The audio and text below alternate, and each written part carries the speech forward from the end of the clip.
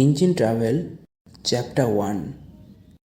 There came in our town some years ago a showman owning an institution called the Gateland. Overnight, our Gymkhana ground had crowd pulling into the show from all over the district. Gateland provided us with all sort of fun and game and slide shows. For a couple of Anna, in each both we could watch anything from performing parrot to crack motorcyclist, looping loop in the dome of death. Moreover, there were lotteries and shooting galleries. There was a particular corner of the show which was in great favor. Here one stood a chance of winning a variety of articles, Pincusias, sewing machines, cameras, or even a road engine. On one evening, they draw ticket number 1005, which belonged to me, and they declared that I had become the owner of the road engine. It was not the sort of prize one could carry home at short notice. However, the showman agreed to keep the engine on the Gymkhana ground till the end of their season, and then I would have to make my own arrangement to take it out. When the showman looked down his booth and picked up, I received a notice from the municipality ordering the engine to be removed at once, otherwise they would charge rent for it. I was a poor man, but I paid 10 rupees a month for the next 3 months, and I had to pledge a jewel or two belonging to my wife. I went up and down the town offering it for sale to all and sundry. I approached the secretary of the local cosmopolitan club and the municipal chairman, but they did not want a road engine, though they had a tennis court to be rolled every morning and a number of municipal duties to be performed. Chapter 2. Meanwhile, the municipality was pressing me to clear the ground as a cattle show was to be held there. I became desperate. I begged every passing bus driver. I even approached a male engine driver, but without use. At last, the local priest offered me the service of his temple elephant. I also arranged 50 coolies to push the engine from behind. This drained all my resources. My plan was to take the engine to a field owned by a friend. I also hired one Joseph, a dismissed bus driver, who said he could steer an engine if it was kept in motion. It was a fine sight, the temple elephant yoked to the engine with shorted ropes, with 50 determined men pushing it from behind, and Joseph sitting in the driving seat. A huge crowd stood around and watched in great glee. The engine began to move. It seemed to me the greatest moment of my life. When it reached the road, it began to behave in a strange manner. The elephant dragged it one way. Joseph turned the wheel without any idea where he was going, and 50 men coolies to it and pushed it just where they liked. As a result of all this confused dragging, the engine ran straight into the opposite compound wall and reduced a good length of it to powder. At this, the crowd let out a joyous yell.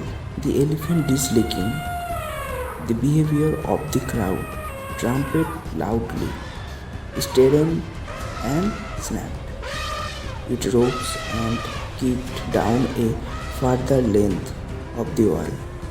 The 50 men felt in panic. The crowd created a pandemonium. The police came on the scene and marched me off.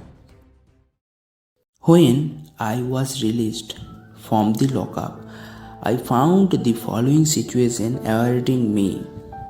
Several yards of compound wall to be built by me.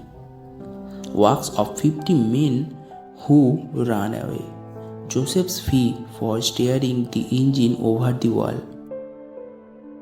Cost of medicine for treatment.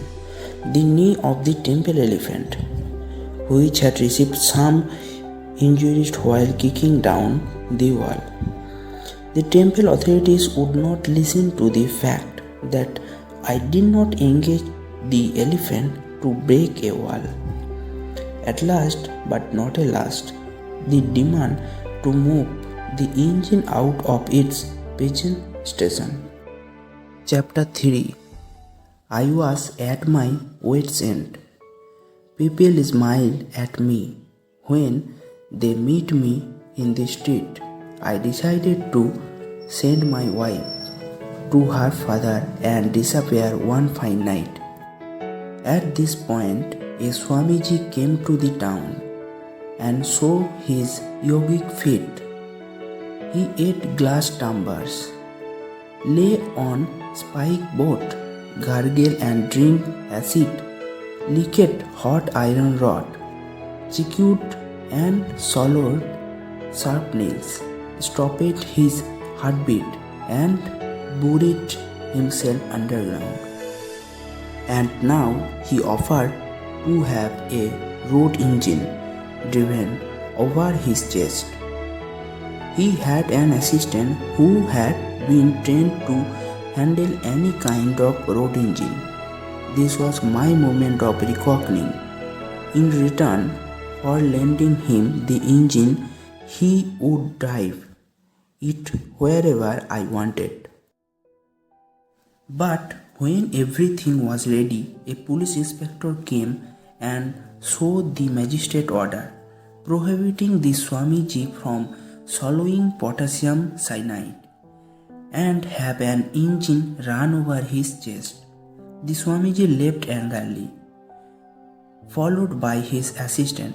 I gripped the assistant's arm and implored him to take it to the field. He refused. Probably he could not drive it, except over his guru's chest. However, nature came to my rescue in an unexpected manner. That night an earthquake hit the town. We were thrown out of our beds and doors and windows rattled. Next morning I went over to take a last look at my engine before leaving town. I could hardly believe my eyes. The engine was not there. I looked about and raised a huge and cry. Search parties went round. The engine was found in a disused well nearby with its backup. I prayed to heaven to save me from fresh trouble. But when the owner of the house saw what had happened, he laughed heartily. He beamed at me. You have done me a great service. It was the dirtiest water on earth, and the municipality was sending notice time and again to close it. I was dreading the cost of closing, but your engine fit it like a clock. Just leave it there. But I will withdraw all complaint and charges against you and build that broken wall myself. But only leave that thing there. That's hardly enough. I mentioned a few other expense that this engine had both on me. He arranged to pay for all that. When I again passed that way some month later, I peeped over the wall. I found the mouth of the wall neatly cemented up. I heaved a sigh of relief.